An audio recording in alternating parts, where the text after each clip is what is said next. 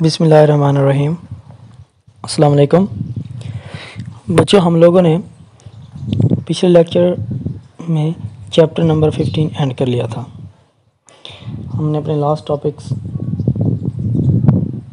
Applications of electromagnetism तक कर लिए थे और उसमें हमारा चैप्टर जो है वो कंप्लीट हो चुका है। बच्चों, एक बात आपने याद रखनी है, वो चैप्टर बहुत ही इंपॉर्टेंट है और उसको आपने अच्छे तरीके से तैयार करना है। अच्छा, आज के लेक्चर में हम लोग करेंगे चैप्टर नंबर 15 की एक्सरसाइज, ठीक है। लेकिन एक्सरसाइज को करने से पहले मैं आपको बताता चलूँ कि आप लोगों ने चैप्टर को अच्छे तरीके से तैयार अगर किया है तो आपके लिए एक्सरसाइज को समझना, ठीक है, और करना आसान होगा, क्योंकि उसमें कुछ क्वेश्चंस ऐसे हैं जो बिल्कुल कंसेप्ट रिलेटेड हैं, ठीक है। अच्छा, इसके अलावा आप लोगों ने बुक को भी अपने पास रखना है, ठीक है। जो हम क्वेश्चंस करेंगे आपने उस क्वेश्चन से रिलेटेड टॉपिक को देख लेना है ताकि आप उसको बुक में से भी पढ़ लें, ठीक है। तो सबसे पहले हम आते हैं एमसीक्यूज़ की तरफ। तो बच्चों, हमारा पहला एमसीक्यूज़ ये है कि which statement is true about the magnetic poles. जो किसी भी मैग्नेट के पोल्स होते हैं उनके बारे में इन बातों में से कौन सी ठीक है। तो बच्चों, अनलाइक पोल्स रिपेल ये गलत है, लाइक पोल्स अट्रैक्ट ये भी गलत है, magnetic poles do not affect each other ये भी गलत है, और single magnetic pole does not exist ये सही है। हमें पता है कि एक पोल कभी अकेला नहीं हो सकता। क्या मतलब है, अगर हम किसी बार मैग्नेट का हम कहते हैं उसको हमने हाफ तोड़ दिया, चलें नॉर्थ वाली साइड अलहदा कर दी है, तो ऐसा हम कभी नहीं कह सकते कि वो हमने सिर्फ नॉर्थ पोल बनाया हुआ, कभी भी ऐसा नहीं हो सकता, ठीक है। उसके फिर अपने दो पोल्स होंगे। अब जितने टुकड़े करते जाएंगे हर टुकड़े के अपने दो पार्ट्स होंगे, ठीक है। उसके बाद what is the direction of magnetic field inside a bar magnet. बच्चों, वैसे तो क्वेश्चन ये एक ऐसा क्वेश्चन है जिस पर डिफरेंट साइंटिस्ट और डिफरेंट लोगों की डिफरेंट राय है, ठीक है। लेकिन जो मोस्टली देखने में आता है उसके मुताबिक इनसाइड जो है ना डायरेक्शन बार मैग्नेट के, वो साउथ से नॉर्थ होती है। एक्चुअली नॉर्थ से क्या होता है, साउथ की तरफ आती है ना, ऐसे है ना। हमें वैसे पता तो है कि नॉर्थ से किधर आती हैं, साउथ की तरफ। बच्चों, ये मेरे पास एक बार मैग्नेट की डायग्राम है, आपको यहाँ से दिखा देता हूँ। एक्चुअली तो नॉर्थ से किस तरफ आती हैं, साउथ में, ठीक है ना। लेकिन अब यहाँ पर अगर हमें इनसाइड कहा गया, मतलब अंदर कैसे होगी, तो हम अंदर तो साउथ से नॉर्थ ही कह सकते हैं ना, ऐसे है ना। तो जनरल यही कहा जाता है। वैसे डिफरेंट लोगों की डिफरेंट राय है, फिर वो एरिया में डिवाइड करने लग जाते हैं कि यहाँ से यहाँ तक तो होगी जो है नॉर्थ से साउथ, फिर यहाँ से साउथ नॉर्थ होगी। लेकिन जो जनरल है वो ये है कि अंदर जो है वो उल्ट होती है बाहर का, यानी कि साउथ से नॉर्थ की तरफ होती है, ठीक है बच्चों। चलें अब हम अपने थर्ड एमसीक्यूज़ की तरफ जाते हैं। बच्चों, the presence of magnetic field can be detected by. आप मैग्नेटिक फील्ड को किस चीज़ से डिटेक्ट कर सकते हैं। मैग्नेटिक कंपास सिंपल है। वैसे बच्चों, यहाँ पर तो हम आंसर्स ही पढ़ रहे हैं, वैसे आपने सारे ऑप्शन को अच्छे तरीके से पढ़ना है और फिर जो है वो डिसाइड करना है कि कौन सा आंसर ठीक है। If the current in a wire which is placed perpendicular to a magnetic field increases, the force on the wire increases. अच्छा, अब एक बात का आपने ख्याल रखना है बच्चों के, अगर तो वायर जो है फील्ड के परपेंडिकुलर है, ठीक है, फिर तो ये ठीक है। अगर परपेंडिकुलर नहीं है, पैरेलल है, तो फिर उस पर फोर्स नहीं लगेगी, ठीक है ना। यहाँ पर परपेंडिकुलर लिखा हुआ है तो आप कहेंगे इंक्रीजेस, क्योंकि ये तो उन फैक्टर्स में ही था ना कि अगर फोर्स बढ़ाई जाए तो करंट बढ़ाया जाए तो फोर्स बढ़ जाता है। अच्छा, उसके बाद बच्चों डीसी मोटर कन्वर्ट्स, बच्चों हम उसे क्या कर देते हैं, इलेक्ट्रिकल एनर्जी देते हैं, तो उसको किस में बदल जाती है, मैकेनिकल में। ये तो सिंपली आपको पता भी है। Which part of the DC motor reverses the direction of the current through the coil. तो बच्चों split ring commutator, split ring. अच्छा, ये डीसी मोटर, अगर एसी मोटर होती तो हमारा आंसर होता स्लिप रिंग्स, लेकिन अगर ये है तो इसका स्प्लिट रिंग कम्यूटेटर होता है। लेकिन अगर किसी ने कम्यूटेटर नहीं लिखा, स्लिप रिंग, स्प्लिट रिंग लिखा हुआ है, तो फिर हमारा आंसर स्प्लिट रिंग होगा, ठीक है। उसके बाद है option number MCQs number 7, the direction of induced EMF in a circuit in accordance with conversion of law of conservation of energy, ठीक है। अच्छा, अब इंड्यूस्ड ईएमएफ किस लॉ से हमने पढ़ा था कि मैच करता है या उसको वेरीफाई करता है, उसकी डिमॉन्स्ट्रेशन है law of conservation of energy की, ठीक है बच्चों। अब हम अपने फर्दर एमसीक्यूज की तरफ आते हैं। The direction of induced EMF in a circuit, ये तो पढ़ लिया हमने, in accordance with law of conservation of energy होती है। The step up transformer increases the input voltage, ठीक है ना। लेकिन अगर ये आंसर ना हो और हो कि has more turns on the secondary coils, तो वो भी इसका आंसर ठीक होगा। ठीक है, the ratio of transformer is 10। It means, अच्छा बच्चों, एन एस और एन पी किसकी इक्वल है यहाँ पर? 10 के। तो अगर हम उसको थोड़ा सा चेंज करें तो एन पी आकर 10 से डिवाइड हो जाएगा, और सॉरी मल्टीप्लाई हो गया, तो ये हमारा आंसर बन जाएगा। ऐसे आप इसको खुद भी देख सकते हैं कि ratio N S ratio N P is equal to 1:10, तो उनको जब चेंज करेंगे तो ये वाला आंसर बनेगा। ठीक है, अच्छा उसके बाद हम बच्चों आते हैं अपने रिव्यू शॉर्ट क्वेश्चंस की तरफ। मैं आपको एक बात बताता चलूँ कि इनमें से जिन क्वेश्चंस के आंसर बुक में एग्जैक्टली एज इट इज़ मौजूद हैं, उनको मैंने यहाँ पर नहीं लिखा। मसलन अगर यहाँ पर हमें write down a note on DC motor, तो अब यहाँ पर मुझे लिखने की उसको ज़रूरत नहीं है, वो आप बुक में से ही देख सकते हैं। मैंने सिर्फ उन क्वेश्चंस के आंसर दिए हैं जिनके आंसर जो है वो बुक में क्लियरली कहीं पर एज इट इज़ नहीं लिखे हुए, जैसा हमने लिखना है। ठीक है, तो सबसे पहले हम अपने क्वेश्चंस की तरफ आते हैं। Demonstrate by an experiment that a magnetic field is produced around a straight current carrying conductor. वैसे तो ये बुक में क्लियरली मौजूद है बच्चों, आप वहाँ से भी इसको देख सकते हैं, लेकिन यहाँ पर भी मैंने इसको आपके लिए लिख दिया है। Take a straight conductor wire and pass it vertically through a cardboard. जब जैसे कार्डबोर्ड में से हम वायर लें और उसको हमने पास कर दिया। ठीक है, now connect the two ends of the conductor. ठीक है, उन दो एंड्स को क्या कर दें, यहाँ से किसी भी करंट से दे दें, करंट की डायरेक्शन दे दें। The lines of the force of the magnetic field produced around the wire would be in the form of concentric circle. उसके अराउंड जो है वो सर्कल्स की सूरत में फील्ड बन जाएगी। If you place a compass needle a different points in the region of magnetic field, it will align along the direction of magnetic field. Also, if we sprinkle some iron fillings on the cardboard around the wire, then they will align themselves in the clockwise direction. ठीक है, तो ये हमारे लिए जो activity है, ये हमारे पास उसकी डायग्राम है। देखें, हमने करंट दिया और कार्डबोर्ड में उसकी क्या हो गई, डायरेक्शंस के अलोंग आयरन फिलिंग ने खुद को अरेंज कर लिया, जिससे हमें पता चला कि इसकी फील्ड पैदा होती है, और उसने खुद को जो है वो यूज़ किया है इन लाइंस बनाने के लिए। ठीक है, इससे हमारा वो जो है वो थ्योरी वेरीफाई हो जाती है। उसके बाद 15.2 state and explain the rule by which the direction of lines of force of magnetic field around a current carrying conductor can be determined. तो बच्चों, डायरेक्शन ऑफ मैग्नेटिक फील्ड के लिए हमने रूल्स पढ़े हुए हैं। Direction of magnetic field is governed by the direction of current flowing through the current. हमें field की डायरेक्शन कौन बताता है? वही करंट जो कि उस फील्ड को प्रोड्यूस कर रहा होता है। A simple method of finding the direction of magnetic field around the conductor is the right hand grip rule. Grasp a wire with your right hand such that your thumb is pointed in the direction of current, then curling fingers of your right hand will point in the direction of magnetic field. ठीक है, उसके बाद है बच्चों 15.3 you are given an unmarked magnetized steel and bar magnet। हमारे पास दो चीज़ें हैं, दोनों बार मैग्नेट हैं, और एक के ऊपर हमने नॉर्थ और साउथ वाला क्लियर हमें पता है, और एक है स्टील का बना हुआ, उसके नॉर्थ सोर्स का पता नहीं है। ठीक है, इस north and south hands are marked N and S. किसी एक बार मैग्नेट के एन और एस मार्क किए हुए हैं, जबकि एक के नहीं है। State how would you determine the polarity at each end of unmarked. जिस पर बार मैग्नेट पर नॉर्थ सोर्स नहीं लिखा हुआ, आपको कहा जाता है कि आपने इस पर लिखना है, आपने इसका फाइंड करना है कौन सा नॉर्थ है और कौन सा साउथ है। आप कैसे करेंगे ये? ठीक है, अच्छा बच्चों, उसके लिए सिंपली मैंने तो जो लिखा है, ठीक है, यहाँ पर उसके हवाले से मैं आपको बता देता हूँ। आपने समझ यहाँ से लेना, लिखने इसको अपनी वर्डिंग में भी आप लिख सकते हैं, कोई भी इसमें इशू नहीं है। ठीक है, first of all I will hang magnetised steel bar magnet by a thread.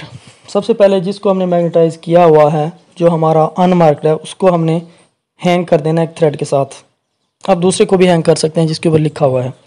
I will bring the magnet whose north and south hands are marked N and S।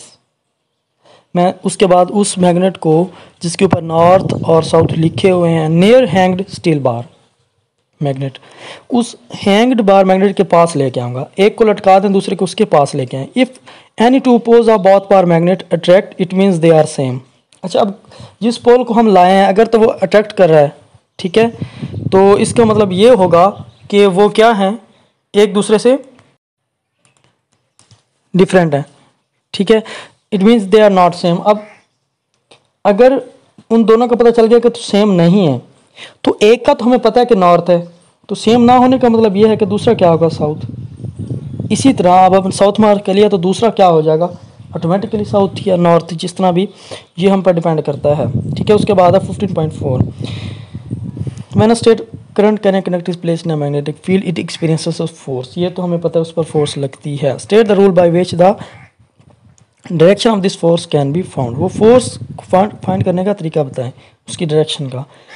ये फ्लेमिंग्स लेफ्ट हैंड रूल है बच्चों, हमने पढ़ा हुआ है। Stretch thumb, forefinger and middle finger of your left hand mutually perpendicular to each other. अच्छा, अब left hand की बात करनी है हमने, राइट हैंड को नहीं। राइट हैंड रूल और जगह पर इस्तेमाल होता है, यहाँ पर लेफ्ट हैंड रूल इस्तेमाल होगा, ठीक है।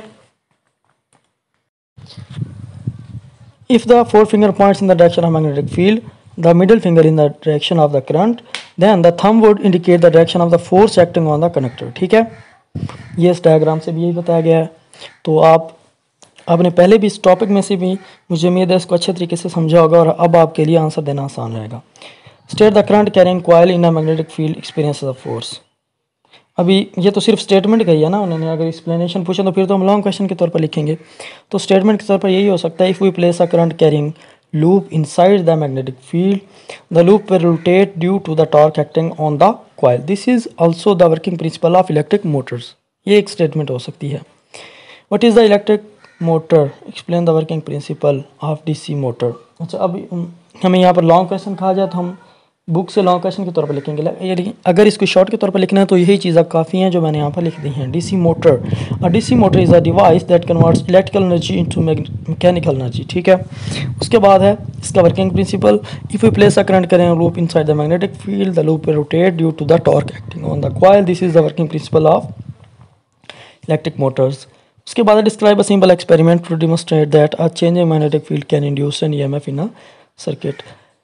तो इसके लिए बच्चों ये वाली जो हमने पढ़ी थी ना, यही है उसकी मैंने स्टेटमेंट भी, उसकी जो भी चीज़ें चाहिए वो भी यहाँ पर लिख दी हैं कि take a rectangular loop of the wire and connected with two ends with the galvanometer, now hold the wire stationary और move it parallel to the magnetic field of a strong U shaped magnet, galvanometer shows the deflection and hence there is no current, now move the wire downward through the field, current is induced in the direction. तो ये भी हो सकती है और इसके अलावा एक और डायग्राम भी वहाँ पर मौजूद है जो हम इस जगह पर यूज़ कर सकते हैं, ये वाली डायग्राम बच्चों, ठीक है। इसमें ये जो बताया जा रहा है ना थ्योरी, ये इस डायग्राम के वाले से, इसको मतलब हम वायर मूव करेंगे बार मैग्नेट के अंदर यू शेप के अंदर तो यहाँ से करंट प्रोड्यूस होगा। वैसे इस एक्टिविटीज़ को भी अगर आप एक्सप्लेन कर देंगे तो ये उसी का आंसर हो जाएगा। What are the factors which effect the magnitude of the EMF induced in a circuit by changing magnetic field. Factors affecting induced EMF. The magnitude of an induced EMF in a circuit depends on the following factors: speed of relative motion of the coil and the magnet, number of turns of the coil। ये दो चीज़ें हैं जो decide करती हैं कि force की value कितनी होगी। उसके बाद describe the direction of induced EMF in a circuit. How does this phenomena relate to conservation of energy? ये तो लेंसेज लॉ है ना कि डायरेक्शन क्या होगी इंड्यूस्ड ईएमएफ की। यहाँ पर आप लेंसेज लॉ को भी डिटेल से लिखें या जिसको भी लिखें, मैंने तो सिंपली लिख दिया है कि the direction of an induced current in a circuit is always such that it opposes the cause that produces it. इसने अपनी वजह को अपनाया है लेंसेज लॉ के मुताबिक। अच्छा, law of conservation of energy से ये किस तरह जो है मैच करता है। If we apply the law of conservation of energy to electromagnetic induction we realise that electrical energy induced in a conductor comes from the kinetic energy of moving magnet.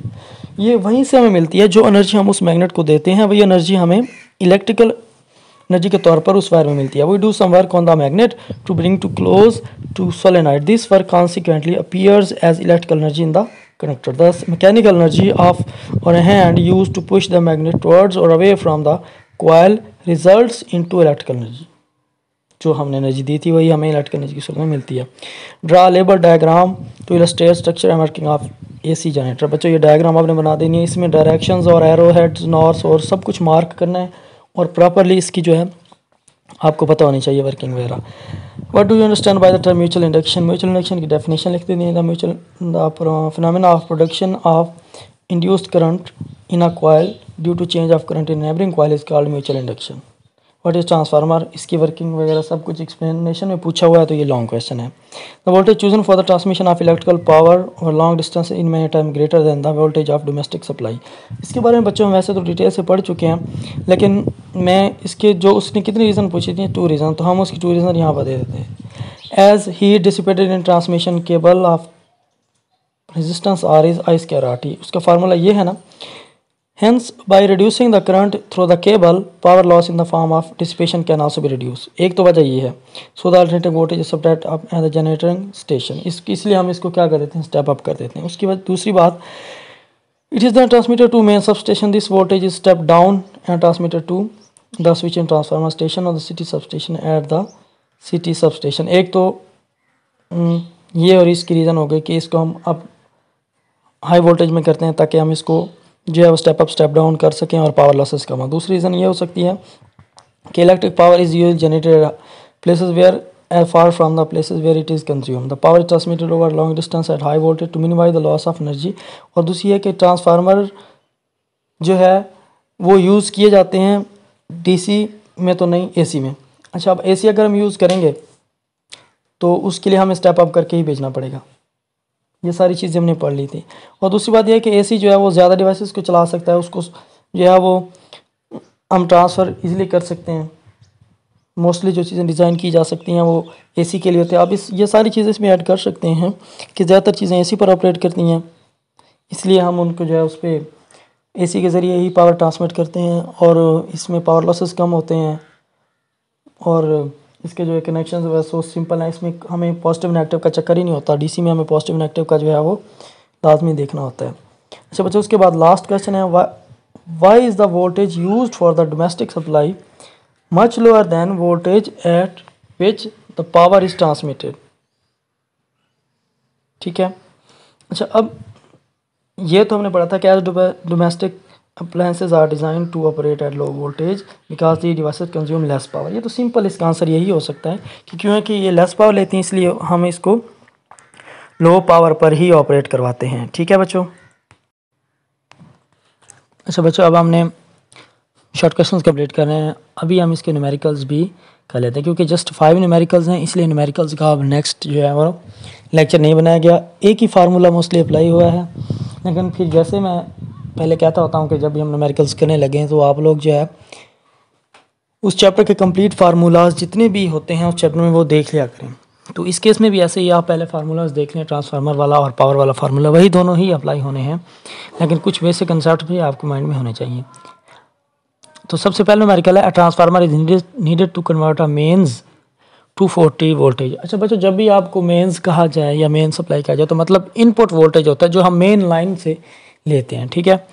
240 voltage उसमें है और उसको बदलना है 12 volt में. तो आपके जहन में आ जाना चाहिए कि हम स्टेप डाउन ट्रांसफार्मर यूज़ करेंगे.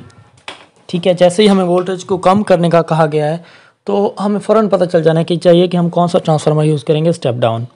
If there are 2000 turns on the primary. अच्छा, अब मेन्स वाले या इनपुट वोल्टेज या प्राइमरी वोल्टेज के लिए जो टर्न्स हैं वो कितने प्राइमरी कॉइल पर हैं, 2000 वोल्टेज टर्न्स.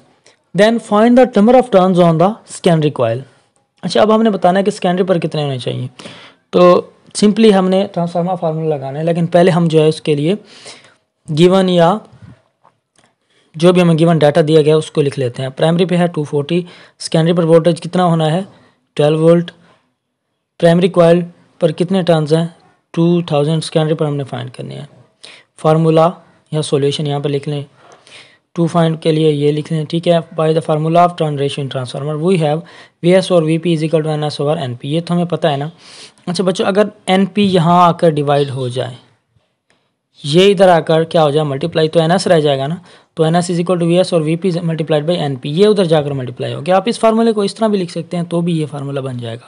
अब इसमें हमने सिंपली एन एस की वैल्यू 12 पुट कर देनी है, वी पी की 240 और एन पी की वैल्यू पुट करने के बाद हमारे पास 100 टर्न्स होंगे. मतलब हमें 100 टर्न्स अगर सेकेंडरी पर हों तो इतना वोल्टेज जो है वो डाउन हो जाएगा.